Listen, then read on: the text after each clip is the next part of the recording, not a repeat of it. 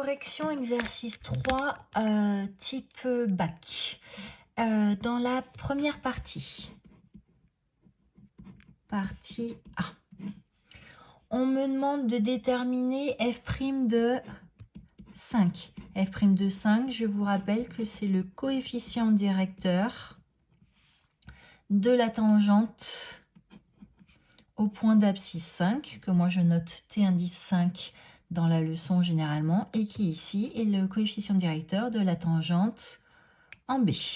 Cette tangente, elle est parallèle à l'axe des abscisses, donc son coefficient directeur vaut 0. On me demande ensuite f' de 0. Donc f' de 0, de même, c'est le coefficient directeur de la tangente au point d'abscisse 0. Cette tangente ici, c'est le point A. Pour déterminer cette tangente, ce coefficient directeur, alors d'abord la droite entre guillemets monte, donc son coefficient directeur est positif. Et je vais chercher sur cette droite, donc qui passe, je vous rappelle, par l'origine du repère, puisque le point A, il a pour coordonnées 0, 0. Donc là, j'ai le point A, et je vais chercher un point C qui a des coordonnées faciles à lire. Je vais choisir le point C de coordonnées 1, 5. Pour calculer le coefficient directeur et donc le lire, je vais montrer, regardez quel déplacement on a fait pour passer de A à C en ordonnée. Donc on s'est déplacé de 1, 2, 3, 4, 5 unités en ordonnée et en abscisse d'une unité. Donc ça va faire plus 5 divisé par 1, c'est-à-dire 5. Ça, c'était la réponse à la question numéro 1. Question numéro 2. On me dit que la courbe, que f admet un point d'inflexion en D et on me demande d'interpréter graphiquement ce résultat. Que se passe-t-il? En D, C de f traverse la tangente au point d'abscisse 5. Voilà l'interprétation graphique du point d'inflexion. Partie A, c'est terminé. Partie B. On m'a donné une fonction. Cette fois, donc la fonction f, on ne m'avait pas donné sa formule algébrique. Donc la formule, c'est f de x égale 5x exponentielle moins 0,2x pour un x qui appartient à l'intervalle 0, 18. On me demande de dériver f. Donc je dérive, je reconnais ici la règle du u fois v. Ici, il y a une multiplication. Je vais donc poser u de x égale 5x, v de x égale exponentielle moins 0 de x. La dérivée de u, ça va être 5. Pour dériver v, je vais être obligée d'utiliser la 4e règle de la leçon, à savoir que la dérivée de exponentielle de w, c'est w exponentielle w' exponentielle de w. Je pose donc w de x égale moins 0,2x. W' de x, ça va donc être égal à moins 0,2. Et du coup, v' de x va être égal à moins 0,2 exponentielle de moins 0,2x. Je n'ai plus qu'à appliquer la formule pour obtenir f' de x.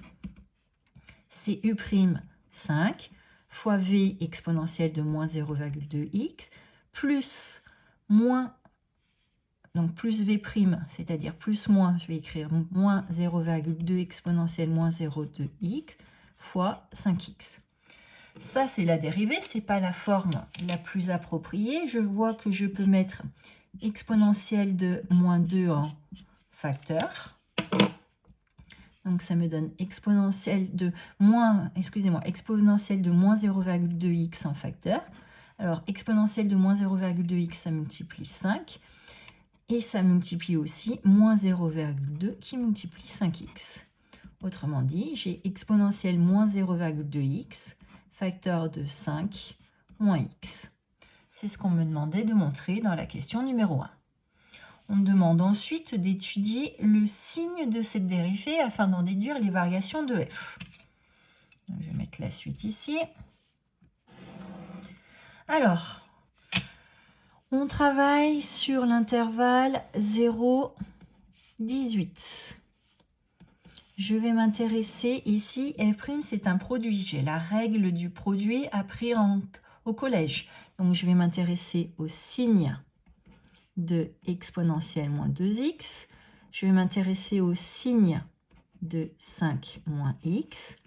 Et comme ça, à la fin, grâce à la règle du produit, j'aurai le signe de f' de x. Une fois que j'ai le signe de f' de x, j'aurai les variations de f.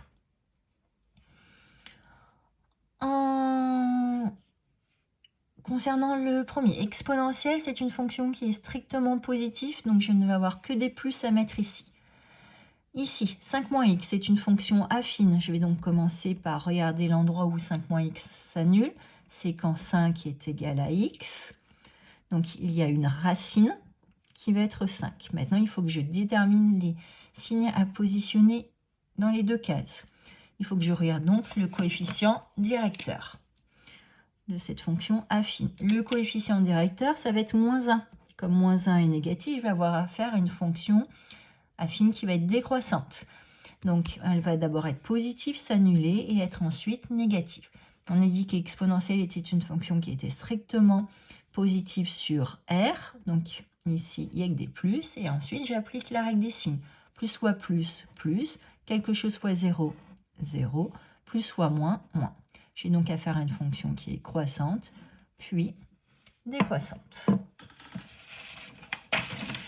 Je me sers ensuite de ma calculatrice pour donner ici les valeurs. Alors, on ne m'a pas donné de précision sur l'arrondi, mais f de x est exprimé en milliers de jouets. Donc, je vais donner une précision à 10 puissance moins 3. Donc, quand je rentre la formule de f dans mon mode table et que je fais commencer mon tableau à 0, finir à 18 avec un pas de 5, j'obtiens les valeurs 0 ici, la valeur approchée 9,197 et ici 2,459. On vient de finir la question numéro 2. Question numéro 3. Déterminer le nombre de jours au bout duquel le maximum de ventes par jour est atteint. Alors, on voit que la fonction f admet un maximum qui est atteint pour x égale 5 et un maximum qui est de 9,197. On va donc faire une phrase maintenant dans la situation concrète. D'après le tableau de variation de f, au bout de 5 jours, le maximum de ventes par jour